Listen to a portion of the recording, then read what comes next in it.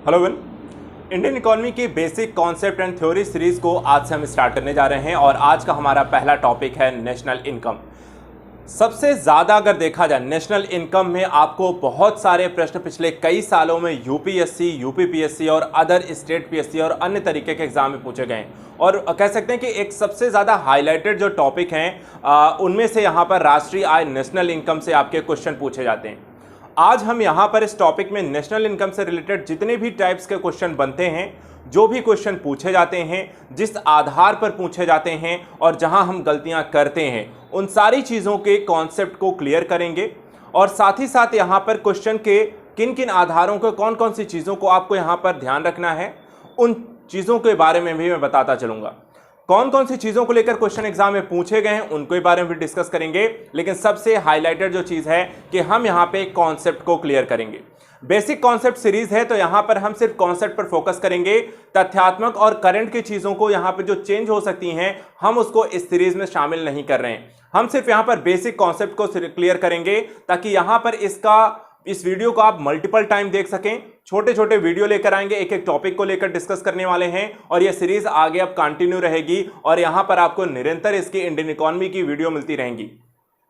Indian economy से related अलग अलग चैप्टर वाइज यहां पर विभिन्न प्रकार के जो कॉन्सेप्ट हैं उनको यहां पर क्लियर करने वाले हैं। तो बस आपको ध्यान से सुनना है मुझे, ठीक है? ध्यान से सुनना है, समझना है, बाकी सारी चीजों को दिमाग से निकाल करके यहां पर अपने आप को एक शून्य के माहौल में, जहां जिसे कुछ नहीं आता, क्योंकि दिमाग में यदि उधेड़ बुन चलती रहेगी तो वहां पे कंफ्यूजन क्लियर होती है, वहां पे चीजें समझ नहीं आती हैं, आपका ध्यान कहीं और रहता है। तो यहां पर एक चीज का ध्यान रखिएगा, टाइम यहां पर अपना एक शेड्यूल, जिस वीडियो को देखते समय बाकी सारी यहां पर चीजों को दूर करके शांत चित्त मन से सिर्फ चीजों को ध्यान से सुनना है जो मैं बताने जा रहा हूं और यहां पर सारे कॉन्सेप्ट को मैं क्लियर करने वाला हूं।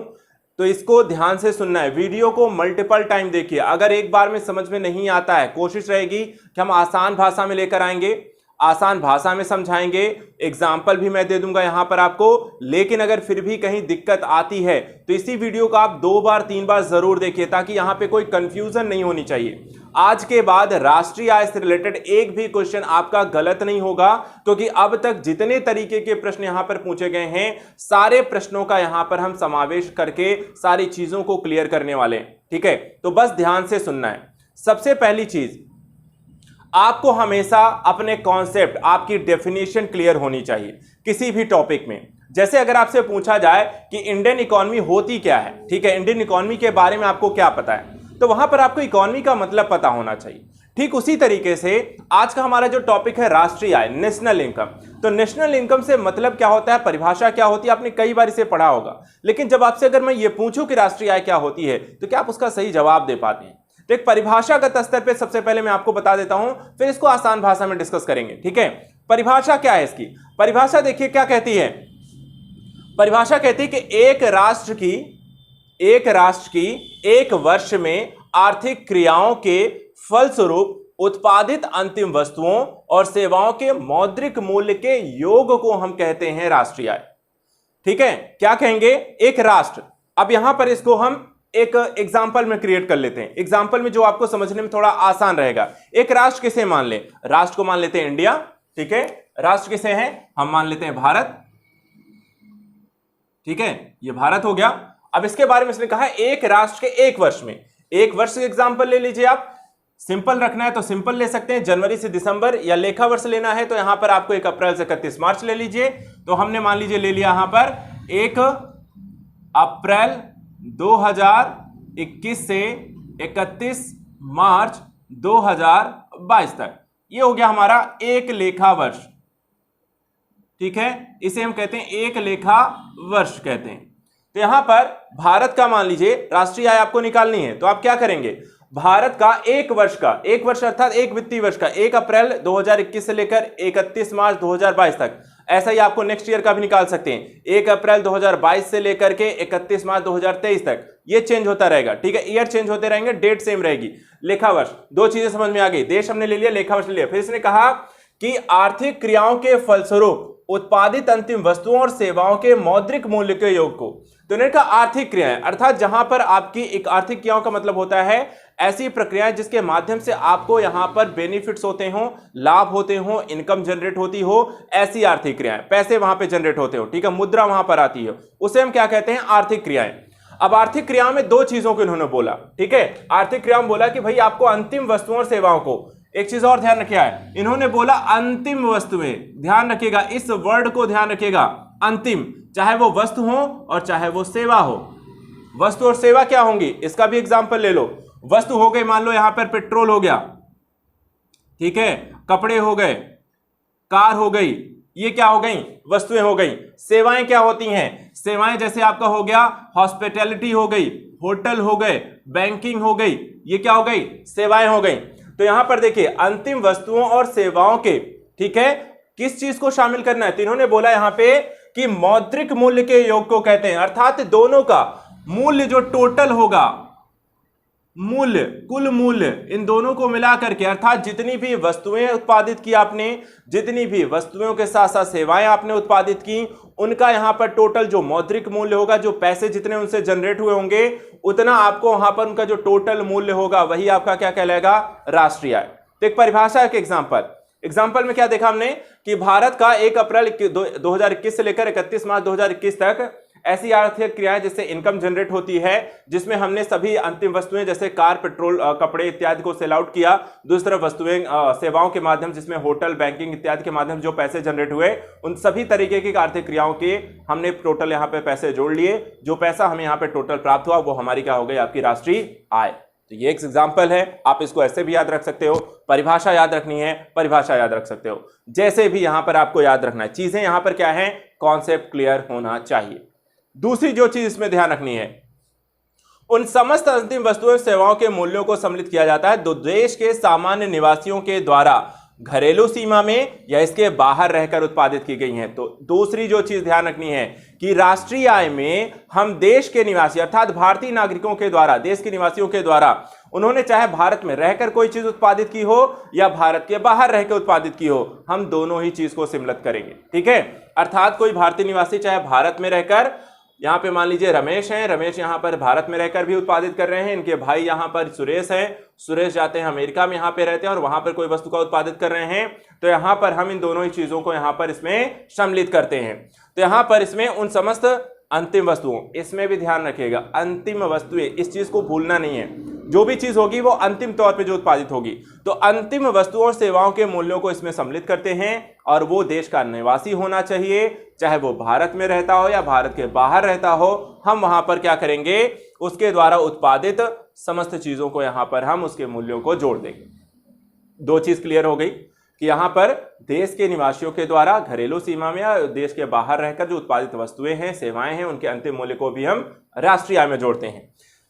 तीसरा, यहां पे कई बार इस क्वेश्चन को पूछा गया है, क्या पूछा गया है कि इसमें विदेशों से अर्जित साधन आय को भी सम्मिलित किया जाता है, ठीक है, विदेशों से अर्जित साधन आय को भी हम इसमें सम्मिलित करते हैं और इसी को राष्ट्रीय उत्पाद कहा जाता है।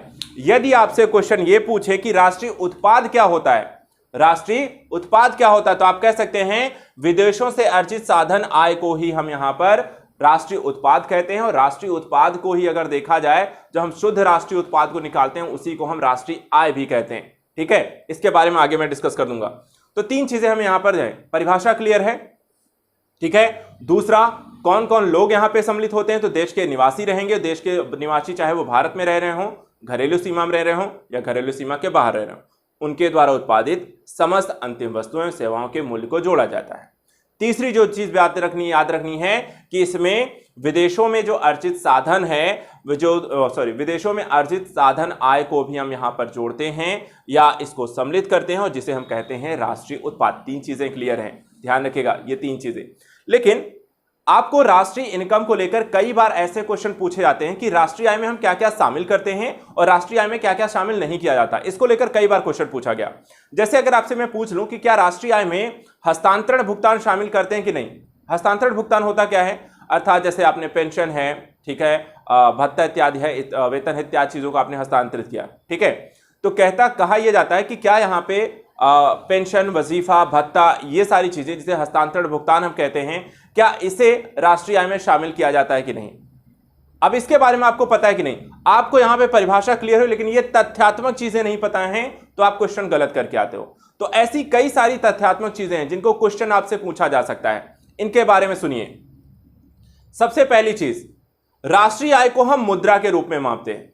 किस रूप में मापा जाता है? मुद्रा के रूप में। अभी हमने यहां पर देखा आर्थिक क्रियाएं जिनसे इनकम जनरेट होती है उनके अंतिम यहां पर वस्तुओं सेवाओं के अंतिम मूल्य को जोड़ते हैं, और मूल्य यानी कि किस में जोड़ेंगे? मुद्रा में जोड़ेंगे। तो एक चीज यहां पे हमेशा आपको ध्यान रखनी है, क्या ध्यान रखना है यहां पे?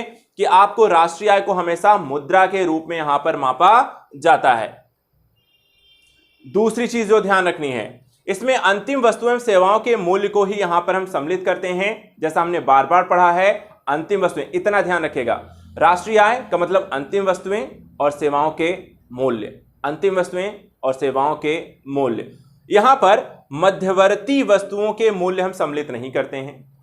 अब इसको भी थोड़ा समझ लेते हैं, मध्यवर्ती का मतलब क्या हुआ, अंतिम कैसे हुआ। देखिए, कोई भी एक उत्पाद अगर मुझे बनाना हो गया, ठीक है, कोई कंपनी मान लीजिए कोई एक उत्पाद बनाती है, ये मान लीजिए आपका एक मार्कर है, ठीक है। अब इस मार्कर में देखिए तो यहां पर आपको एक आपकी बाहरी एक संरचना है, आपको पता है इसके अंदर यहां पर आप ओपन करेंगे तो यहां पर इसमें निब है, इसके अंदर यहां पर आपको एक जो होता है इसकी इंक आपको इसमें पड़ती है, तो उसके लिए इंक यहां पर, तो यहां पे ये पूरा प्रोडक्ट आपको बनाना पड़ता है। इसके लिए अलग अलग इसके लिए उत्पाद खरीदने पड़ेंगे, अलग अलग उत्पाद को खरीदने के लिए आपको पैसे देने पड़ेंगे, ठीक है। उसके बाद फिर आप इसका ढांचा तैयार करेंगे, ढांचा तैयार करने के बाद फिर यहां पर आप इसको असेंबल करेंगे, और असेंबल करने के बाद फिर इसमें जो भी आपके टैक्स इत्यादि वो पे करके फाइनल एक मार्केट प्राइस आपका निकल के आएगा, ठीक है। तो यहां पर हम ने इस वस्तु के जो अलग अलग प्रोडक्ट हैं उसको खरीदने के लिए क्या पैसे पे किया, असेंबलिंग के लिए इसका कितना पैसा पे किया, वो सारी चीजें हम नहीं जोड़ते हैं। हम क्या जोड़ते हैं? एट द लास्ट इसका प्राइस क्या निर्धारित किया गया। अगर इसको मैं कहता हूं 10 रुपए में मुझे मिल रही है तो हम इस 10 रुपए को जोड़ेंगे, इसके लिए इसको नहीं जोड़ेंगे कि इसके लिए इसको जो होता है इसके ढांचा प्लास्टिक खरीदने के लिए मुझे 5 रुपए पे करने पड़े, उसको भी इसमें जोड़ना है, फिर इसके लिए यहाँ पे इंक खरीदनी पड़ेगी या निब बनानी पड़ेगी या उसका ढांचा बनाने की मशीन इत्यादि है तो इलेक्ट्रिसिटी का पैसा देना पड़ेगा, तो वहां पर वो सारे पैसे हम इसमें नहीं जोड़ते हैं। हम क्या जोड़ते हैं?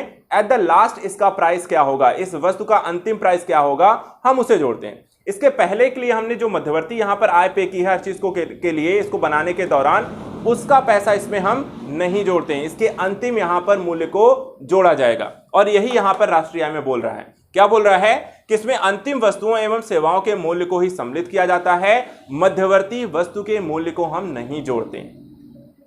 इसके अलावा कोई भी पुरानी वस्तु जो होगी वो भी राष्ट्रीय आय में नहीं जोड़ी जाएगी। क्यों? क्योंकि मान लीजिए मैंने आपको कहा कि एक वित्तीय वर्ष में हम इसे जोड़ते हैं, एक ही वित्तीय वर्ष का निकालते हैं, लेकिन कोई प्रोडक्ट ऐसा भी हो सकता है जो पिछले ईयर में बनाया गया हो, उसको पिछले वर्ष में वहां पर उसके उत्पादन की जो भी मूल्य होगा उसका जोड़ा गया होगा, लेकिन मान लीजिए वो किसी कारण सेल नहीं हो पाई है, सेल नहीं हो पाई इसलिए इस वर्ष भी यहां पर रखी हुई है। तो इसलिए हम यहां पर पुरानी कोई भी जो वस्तु होती है उसके मूल्य को इसमें जोड़ते नहीं हैं। हमेशा नई वस्तुएं जो इस वर्ष उत्पादित की गई हैं, चाहे वो सेवाएं हो चाहे वस्तु हैं, हम उसी को यहां पर जोड़ेंगे, पुरानी किसी भी वस्तु इत्यादि के मूल्यों को इसमें शामिल नहीं करते हैं, ये भी ध्यान रखना है।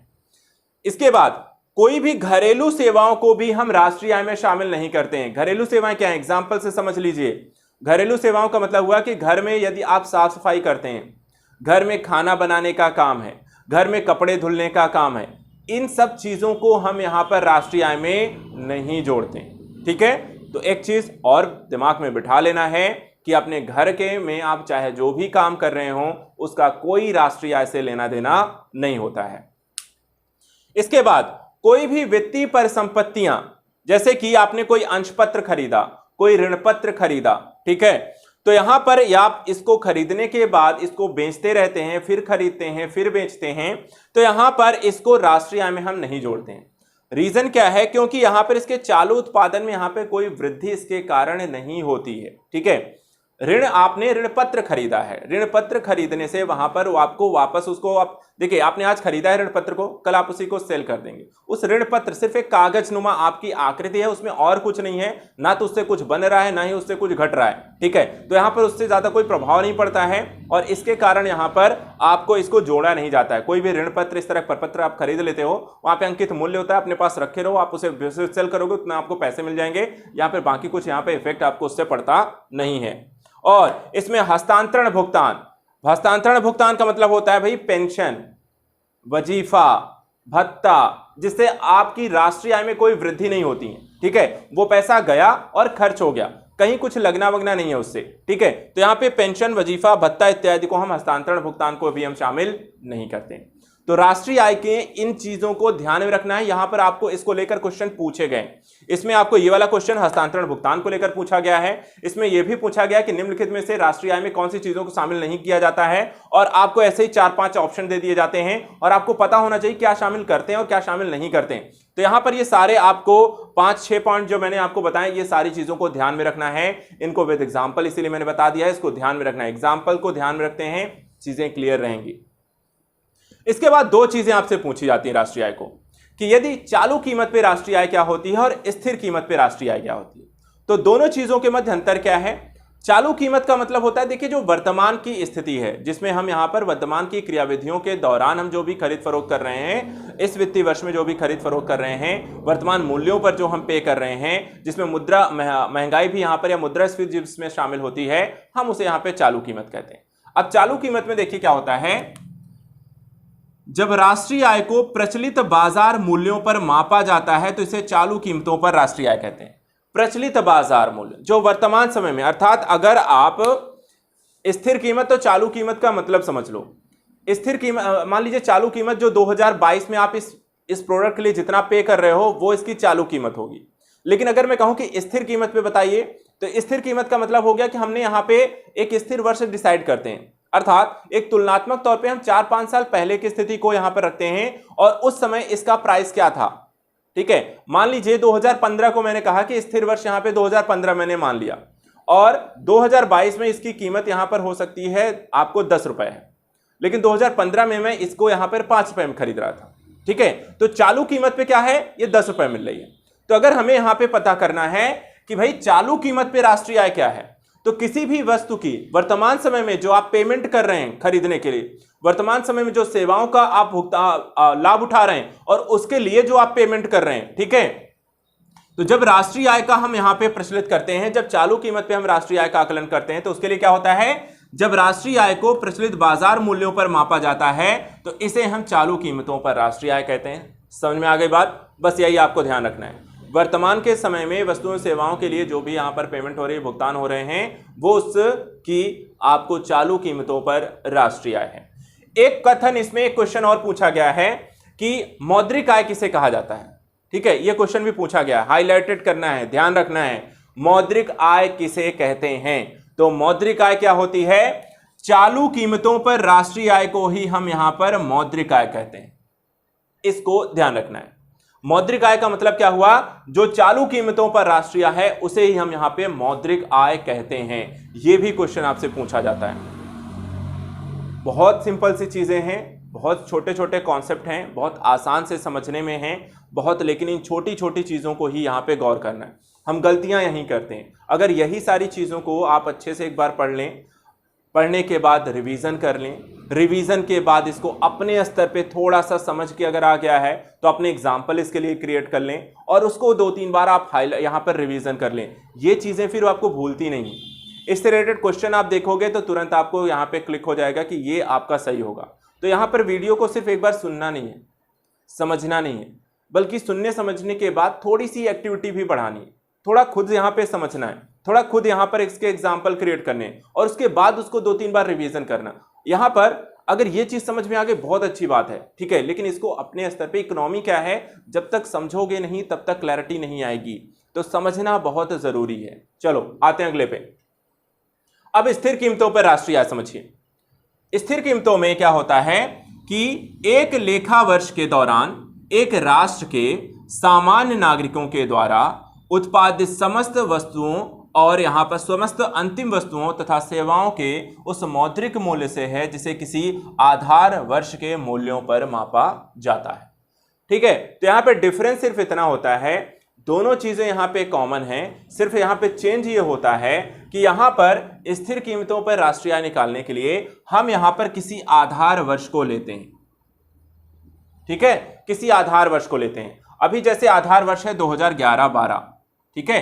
तो क्या है, स्थिर कीमतों पर राष्ट्रीय आय, ये भी क्वेश्चन पूछ सकते हैं कि स्थिर कीमतों पर राष्ट्रीय आय निकालने के लिए आधार वर्ष क्या है। तो आधार वर्ष 2011-12 है और हमें ऐसा करने के लिए स्थिर कीमतों पर राष्ट्रीय आय निकालने के लिए बस हमें यहां पर आधार वर्ष पता होना चाहिए और आधार वर्ष में हम एक लेखा वर्ष के दौरान एक राष्ट्र के सामान्य नागरिकों के द्वारा उत्पादित समस्त अंतिम वस्तुओं और सेवाओं के मौद्रिक मूल्य को हम यहां पर जब आधार वर्ष के मूल्यों के आधार पर हम निकालते हैं तो उसे यहां पे कहा जाता है आपका राष्ट्रीय आय।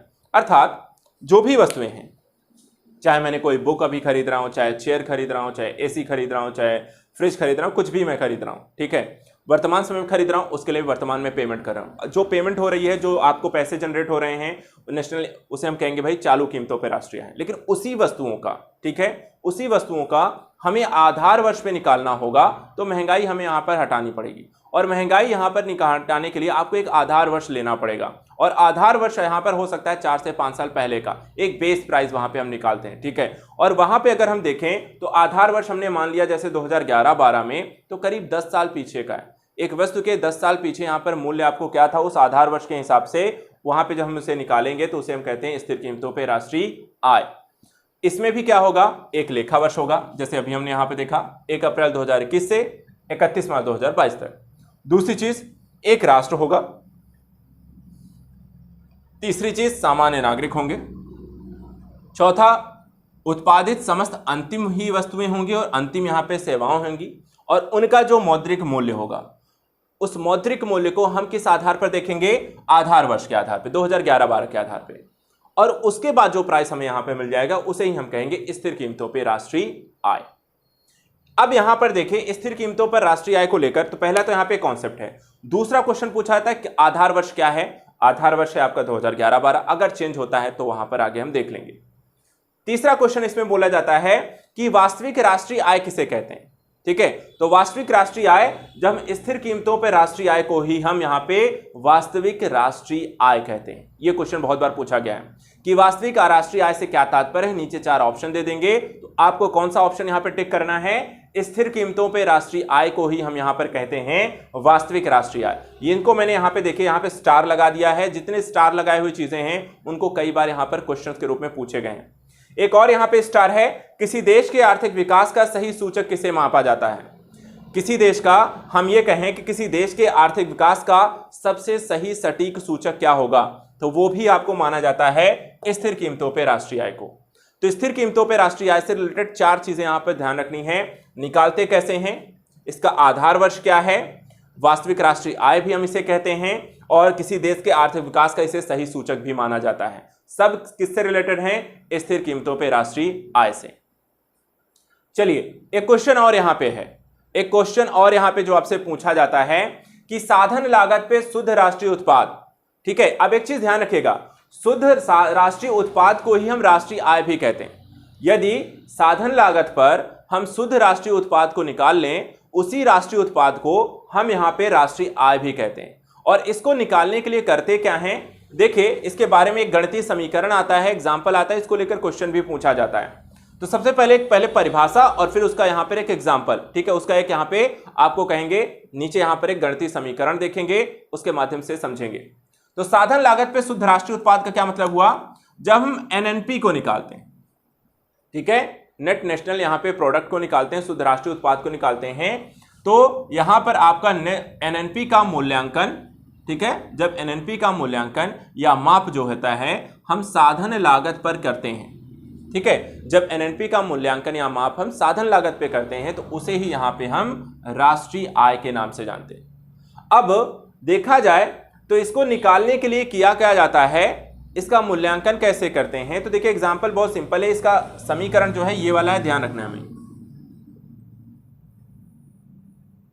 ठीक है, ये आपको दिख रहा है, ये इसका एग्जांपल, ये इसको लेकर क्वेश्चन भी यहां पर पूछा गया है आपसे, यहां पे मैंने क्वेश्चन भी पूछा हुआ है और ये एग्जांपल में आपको ये क्वेश्चन कई बार पूछे भी गए हैं एग्जाम में। देखिए यहां पे आपको निकालना कैसे है, साधन लागत पर शुद्ध राष्ट्रीय उत्पाद, साधन लागत पे शुद्ध राष्ट्रीय उत्पाद के रूप में क्वेश्चन पूछे या सीधे सीधे पूछ ले कि राष्ट्रीय आय क्या होती है, तो आपको निकालना कैसे है, राष्ट्रीय आय को निकालने के लिए हमें क्या करना है, बाजार कीमतों पर एनएनपी, बाजार कीमतों पे एनएनपी यानी कि शुद्ध राष्ट्रीय उत्पाद, एनएनपी में से माइनस कर देना है अप्रत्यक्ष कर। क्या माइनस कर देना है? अप्रत्यक्ष कर को माइनस कर देना है और उसके बाद इसमें सब्सिडी को जोड़ देना है, सब्सिडी को जोड़ देना है। जो भी यहां पर आपको मिलेगा उसे हम यहां पर क्या कहेंगे? आपकी राष्ट्रीय आय कहेंगे या शुद्ध राष्ट्रीय उत्पाद कहेंगे। अब इसी परिभाषा के एग्जाम्पल के माध्यम से समझा दूं। देखिए, ज्यादा कुछ नहीं, ज्यादा एग्जाम्पल क्रिएट नहीं करते, यही किसी को एक लेते हैं, ठीक है, इसी को हम यहां पर अब निकालते हैं। इसने कहा कि देखिए, साधन लागत पे शुद्ध राष्ट्रीय उत्पाद को हमें निकालना है तो बाजार कीमतों पर पहले हमें एनएनपी निकालनी पड़ेगी। तो यहां पर मान लीजिए अगर इसी प्रोडक्ट को हमें बनाने के लिए यहां पर शुद्ध राष्ट्रीय उत्पाद को निकालना है तो शुद्ध राष्ट्रीय उत्पाद को यहां पर एनपी में से जीएनपी माइनस आपका मूल राशि हमने निकाल दिया।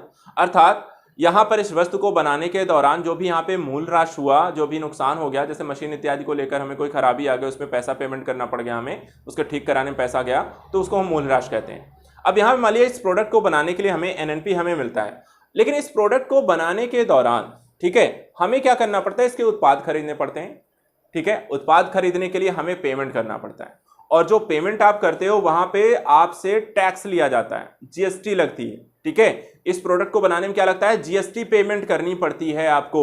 जो जीएसटी पेमेंट आप करते हैं वही है आपका अप्रत्यक्ष कर, ठीक है। तो ये हो गया आपको अप्रत्यक्ष कर। अप्रत्यक्ष कर को क्या करना है? इसमें से माइनस करना है और जोड़ना क्या है? मान लीजिए सरकार ने उद्योग आपके इस कंपनी को लगाने के लिए कोई यहां पर आपको सब्सिडी दे रखी है, आपको कुछ छूट दे रखी है, आपको किसी प्रकार की सहायता दे रखी है, जैसे कि मान लीजिए बिजली का बिल माफ कर दिया उन्होंने, ठीक है, या फिर मान लीजिए उन्होंने आपने अपनी कंपनी को यहां पर लगाया रखा है तो आपको वहां पर कुछ सालों तक टैक्स देने से उन्होंने छूट रखी है, ठीक है, या ऐसे अन्य कुछ यहां पे आपको उन्होंने लाभ दे रखा है जो सब्सिडी के रूप में आपको सरकार की तरफ से मिल रहा है।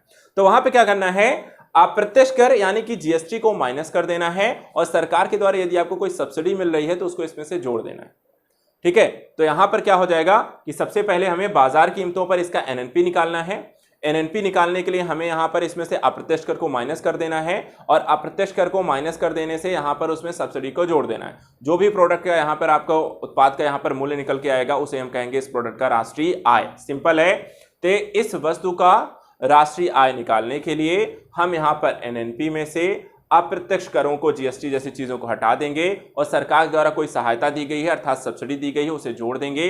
टोटल जो मूल्य इसका बनेगा उसी को हम कह देंगे भाई क्या हो गया कि साधन लागत पे हमें शुद्ध राष्ट्रीय उत्पाद मिल गया या हमें क्या मिल गई?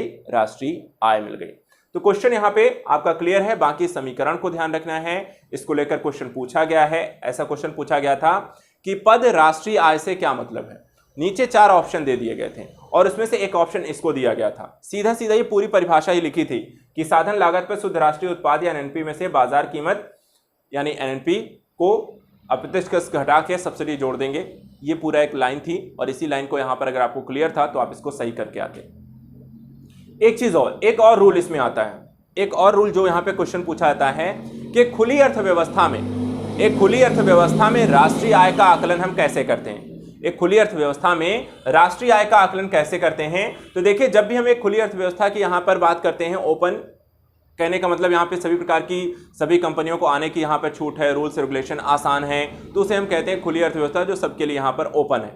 तो जब एक सूत्र यहां पर है इसके लिए, तो यहां पर देखिए ये 6 चीजों को हम शामिल करते हैं, जिसमें वाई का मतलब होता है राष्ट्रीय आय, सी का मतलब होता है उपभोग, आई का मतलब होता है निवेश, जी का मतलब होता है सरकारी खर्च, एक्स का मतलब होता है कुल निर्यात और एम का मतलब होता है कुल आयात। इसी को हम रूल्स के रूप में रखते हैं तो इसे बोला जाता है y बराबर सी प्लस आई प्लस जी प्लस एक्स माइनस एम। कहने का मतलब जब हमें यहां पे राष्ट्रीय आय को निकालना है, खुली अर्थव्यवस्था की राष्ट्रीय आय का आकलन करने के लिए हम यहां पर उपभोग, निवेश और सरकारी खर्च को यहां पर आपको जोड़ते हैं, प्लस यहां पर कुल निर्यात में से कुल आयात को माइनस कर देंगे और उससे जो आपकी आय होगी उसको भी हम यहां पर उपभोग, निवेश और सरकारी खर्च में जोड़ देंगे। जो हमें यहां पर आपको अंतिम रूप से मूल्य प्राप्त होगा वही हमारी राष्ट्रीय आय होगी। ठीक है, क्या कहेंगे खुली अर्थव्यवस्था की राष्ट्रीय आय का आकलन करने के लिए कि कुल निर्यात में से कुल आयात को माइनस कर देंगे, जो मूल्य हमारा उसके बाद बचेगा उसको हम उपभोग, निवेश और सरकारी खर्च में जोड़ देंगे। जो भी प्राप्त आय होगी वो हमारी यहां पे राष्ट्रीय आय होगी। तो इसका एक रूल है जिसको हम कहते हैं y बराबर सी प्लस आई प्लस जी प्लस एक्स माइनस एम, और इसको लेकर भी क्वेश्चन आपके एग्जाम में पूछा गया है। सिंपल सा प्रोडक्ट है, ठीक है। इसको यहां पर आपको इसको भी यहां पे ध्यान रखना है। इसको आप किसी भी चीज में अप्लाई भी कर सकते हो, किसी भी चीज के लिए यहां पर अप्लाई इसको कर सकते हो। अपने लिए एक एग्जांपल भी क्रिएट कर सकते हो कि राष्ट्रीय आय क्या है, उपभोग क्या है, निवेश कितना किया आपने उसके लिए, सरकारी उसमें कितना खर्च लगा है, और कुल निर्यात तो आपके उस प्रोडक्ट का कितना हुआ है, कुल आयात उसका वहां पर कितना करते हैं। उसके बाद यहां पर जो प्रोडक्ट निकलेगा वो आपकी राष्ट्रीय आय हो जाएगी। एक क्वेश्चन और पूछा जाता है कि राष्ट्रीय आय की गणना कौन करता है। यह भी क्वेश्चन आपसे पूछा जाए, राष्ट्रीय आय की गणना कौन करता है। तो देखिए यहां पे राष्ट्रीय सांख्यिकी संगठन यानी कि सीएसओ के द्वारा आपके राष्ट्रीय आय की गणना की जाती है। इसको लेकर क्वेश्चन भी पूछा गया, इसको यहां पे ध्यान रखना है।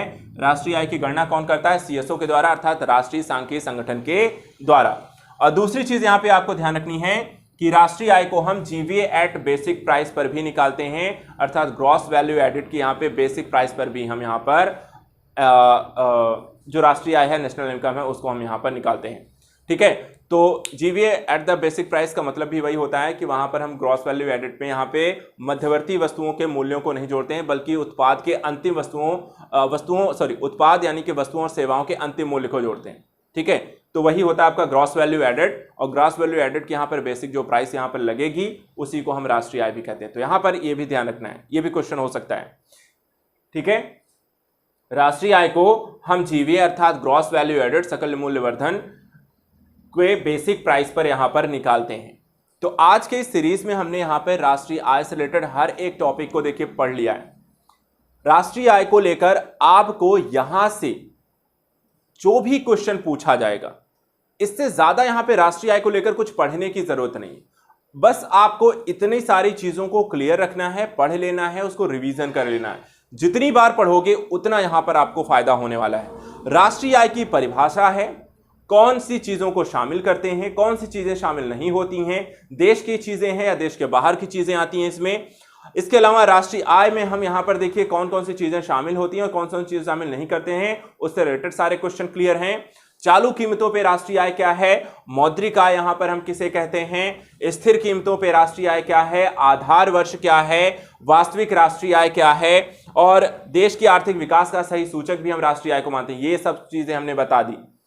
साधन लागत पे शुद्ध राष्ट्रीय आय को शुद्ध राष्ट्रीय उत्पाद को हम राष्ट्रीय आय कहते हैं, और इसे निकालने का गणितीय समीकरण भी देख लिया। और एक खुली अर्थव्यवस्था के आपके राष्ट्रीय आय को निकालने के लिए उसका रूल्स भी हमने यहां पर देख लिया। इसकी गणना कौन करता है ये भी देख लिया, और जीवीए पर भी इसे निकालते हैं। तो यहां पर आपको कम से कम राष्ट्रीय आय से रिलेटेड ऐसे 10 से 12 टाइप के जो क्वेश्चन यहां पे पूछे जा सकते हैं, बनाए जा सकते हैं, वो सारे के सारे क्वेश्चन का यहां पर आपको हल मिल गया है। अब बस आपको एक काम करना है, इसको मल्टीपल टाइम रिवीजन कर लेना है कि जब तक कि यहां पर हर एक पॉइंट आपका यहां पर अच्छे से क्लियर नहीं हो जाता है, रिवीजन नहीं हो जाता है, और आपका आगे चलकर एक भी क्वेश्चन राष्ट्रीय आय से गलत नहीं होना चाहिए, ठीक है। तो आज के सेशन में यहां पर इतना ही कहेंगे। नेक्स्ट टॉपिक में ऐसे ही एक और टॉपिक को लेकर आएंगे, एक और बेसिक कॉन्सेप्ट को लेकर आएंगे। तब तक आपका राष्ट्रीय आय यहां पर क्लियर हो जाना चाहिए कि राष्ट्रीय आय से अगर कोई क्वेश्चन पूछा जाए तो वहां पर राष्ट्रीय आय से रिलेटेड एक भी क्वेश्चन गलत नहीं होना चाहिए। तो मिलते हैं यहां पर, कमेंट करके बताइएगा जरूर कैसा लगा वीडियो। बाकी नेक्स्ट वीडियो में बाकी सारी चीजों को लेकर डिस्कस करेंगे। Thank you so much.